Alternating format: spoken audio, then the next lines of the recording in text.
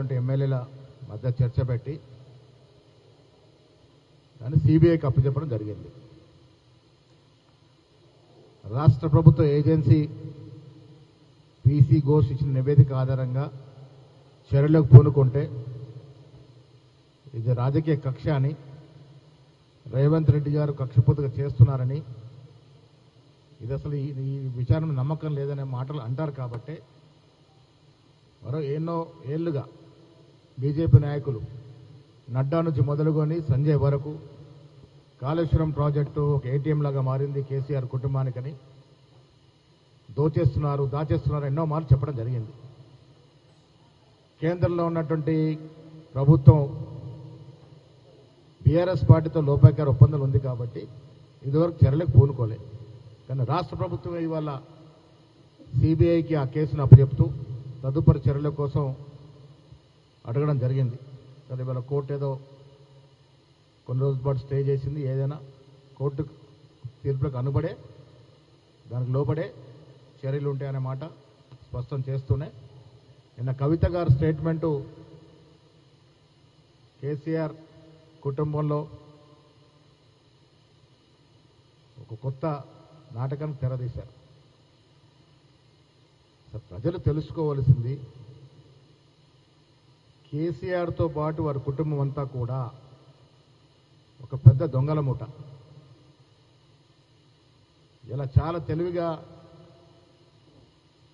కవిత రూపంలో వచ్చి కేసీఆర్ని రక్షించే ప్రయత్నంలో భాగంగా ఇది మా నాయనకి ఏం తెలియదు, హరీష్ రావే దీంట్లో అవినీతికి పాల్పడినాడు, సంతోష్ రావే పాల్పడినాడని చిలక పలుకులు పలుకుతూ ఉంది.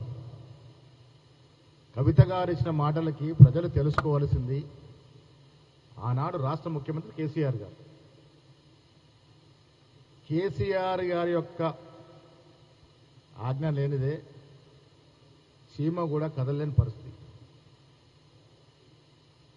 మరి కవిత మాటలు నిజమైతే హరీష్ రావు గారే అవినీతికి పాల్పడి ఉంటే, ఆనాడు హరీష్ రావు ఇరిగేషన్ మంత్రిగా ఉంటే ముఖ్యమంత్రిగా కేసీఆర్ గారు ఉన్నారు, కవిత గారు పార్లమెంట్ సభ్యురాలుగా ఉన్నారు. ఇవాళ కవిత చెప్పిన మాటలు నిజమైతే మరి హరీష్ రావు గారిని చర్యలు ఎందుకు తీసుకోలే ఆ రోజు ముఖ్యమంత్రి గారు? మరి ఈ కవిత గారు ఆ రోజు ఈ అంశాన్ని ఎందుకు లేవని తెలియదు.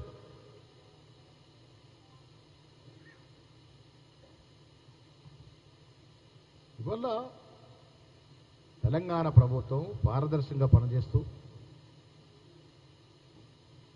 అవినీతి భాగవతాన్ని బయటకు తీసుకొస్తే బీఆర్ఎస్ గుండెలు ఎట్లాగో రైలు పెరుగుతున్నాయి, కానీ బీజేపీ నేతల గుండెలు కూడా రైలు పెరుగుతూ ఉన్నాయి.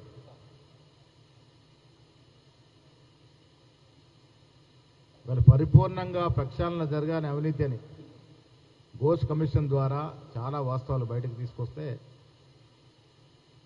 టీఆర్ఎస్ తరఫున బీజేపీ వకాలతో పుచ్చుకున్నట్టుగా మాట్లాడుతూ ఉంది, ఒకరిద్దరు నాయకులు మినహా. కాళేశ్వరంలో కర్త కర్మ క్రియ అన్నీ తానే అని చెప్పుకున్న కేసీఆర్ గారు అవినీతి కూడా బాధ్యత వహించాల్సిందే.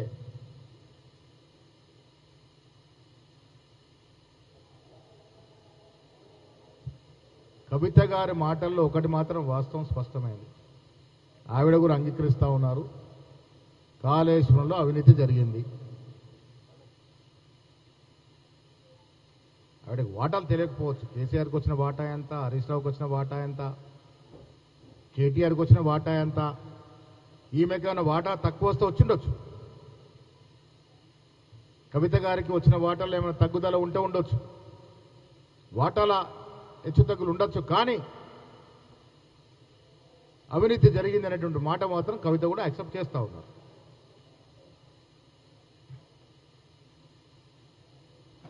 మొన్నటి వరకు అన్న మీద రుసరుసలాడినటువంటి కవిత ఒక్కసారిగా ఫ్లైట్ మార్చి ఆ బాణాన్ని హరీష్ రావు సంతోషం ఎందుకు మళ్లించింది, ఇది కూడా కవిత గారే చెప్పాలి. కేసీఆర్ చుట్టూ దయ్యాలు ఉన్నాయండి, ఎంతమంది దయ్యాలు, ఆ దయ్యాల పేర్లు ఏమిటి, ఇవన్నీ కూడా చెప్పాల్సిన బాధ్యత కవిత గారిదే. మిత్రులు, ఒకటి మాత్రం వాస్తవం, ప్రజలు నమ్మకం పెట్టి తెలంగాణలో ముందు నడిపినాడు కాబట్టి ఈయన చేతుల్లో పెడితే తెలంగాణ బంగారు మయమవుతుందని, మా బతుకులు బాగుపడతాయని, మాకు ఉద్యోగాలు వస్తాయని, మాకు డబుల్ బెడ్రూమ్ ఇల్లు వస్తాయని నమ్మకంతో కేసీఆర్ చేతులు అధికారం పెడితే ఇలాంటి ప్రాజెక్టుల పేరిట లక్షల కోట్ల ప్రజాధనాన్ని దుర్వినియోగం చేశారు, తినేశారనేది మాత్రం ఇవాళ కాళేశ్వరం రిపోర్టు వల్ల అర్థమవుతా ఉంది. ఎవ్వరు కూడా తప్పించుకోలేరు. అన్నిటికి మించి ప్రజలు నమ్మినారు. ఘోష్ కమిటీ నివేదిక ఇవ్వాల్సింది, కానీ ఎన్నికలకు ముందే ప్రజలు నమ్మినారు కాబట్టే కేసీఆర్ కుటుంబం ఇంకా అధికారంలోకి వస్తే